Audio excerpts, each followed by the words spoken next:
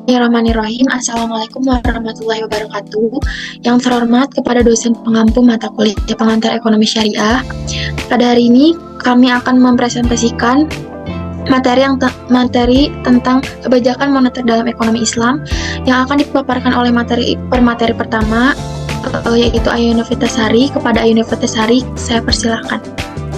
Terima kasih kepada moderator yang telah mengizinkan saya untuk memaparkan materi hari ini. Yang pertama ada tentang kebijakan moneter. Apa sih kebijakan moneter itu?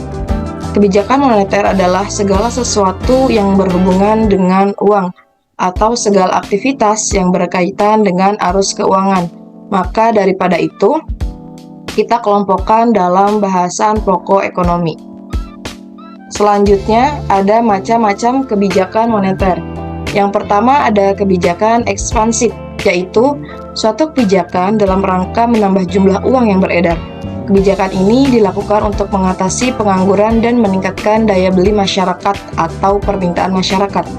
Pada saat perekonomian mengalami resesi atau depresi, maka kebijakan ini disebut juga dengan kebijakan moneter longgar, yaitu easy money policy. Yang kedua ada kebijakan kontraktif, yaitu suatu kebijakan dalam rangka mengurangi jumlah uang yang beredar.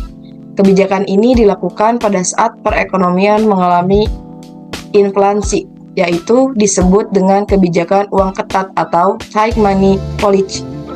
Selanjutnya ada teori nilai uang, di mana M.F sama dengan PT, M yang artinya jumlah uang beredar, V yang artinya kecepatan perputaran uang, P yang artinya tingkat harga umum, T jumlah barang dan jasa, yang dimana M dengan P itu saling berikatan, jumlah uang beredar, maka tingkat harga umum pun akan meningkat. Dan V berkaitan dengan T, yang dimana kecepatan perputaran uang akan meningkatkan jumlah barang dan jasa. Terima kasih.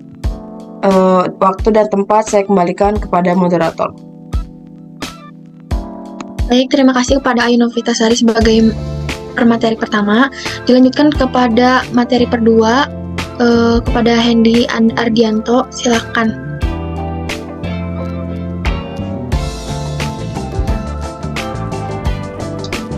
Baiklah, di sini saya akan meneruskan materi yang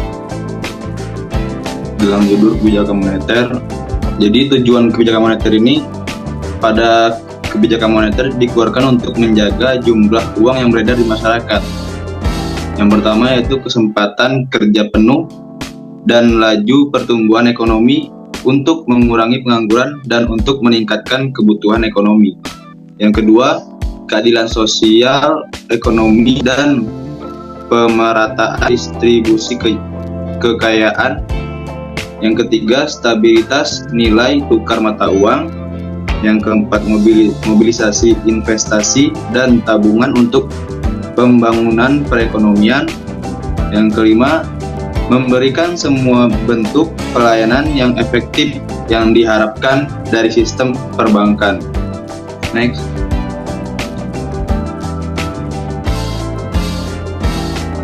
Jadi kebijakan moneter ini memiliki kelebihan. Yang pertama yaitu tidak menimbulkan masalah crowding.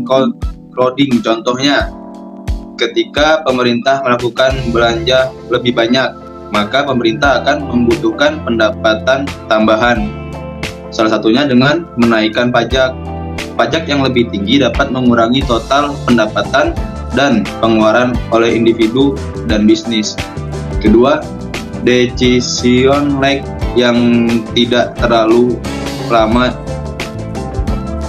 Jelasnya, lag umumnya merupakan masalah yang lebih parah untuk kebijakan fiskal, pengeluaran pemerintah, dan kebijakan perpajakan daripada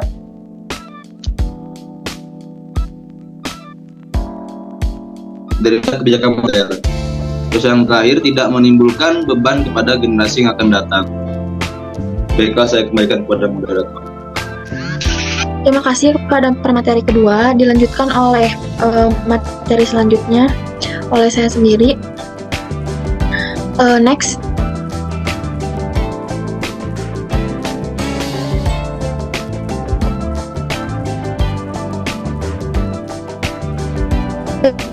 baik materi kualitatif dan kuantitatif. Next. Baik, jadi kebijakan kualitatif yaitu kebijakan moneter kualitatif adalah kebijakan moneter bank sentral yang bertujuan mengawasi bentuk-bentuk pinjaman dan investasi yang digarap oleh bank-bank perdagangan. Tujuan utama dari kebijakan kualitatif ini salah satunya untuk mempengaruhi jenis-jenis pinjaman.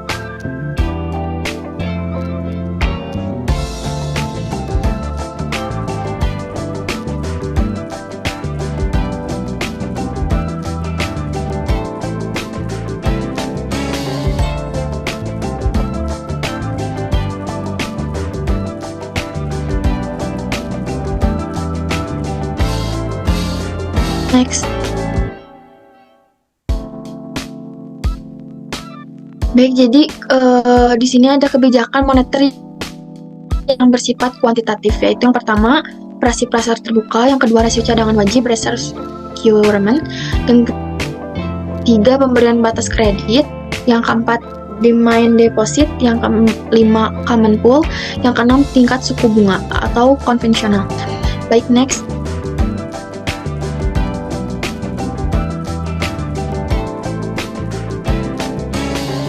Kebijakan moneter yang bersifat kuantitatif yaitu yang pertama operasi pasar terbuka, rasio cadang wajib, pembelian batasan kredit, yang keempat demand deposit, yang kelima common pool, 6 tingkat suku bunga.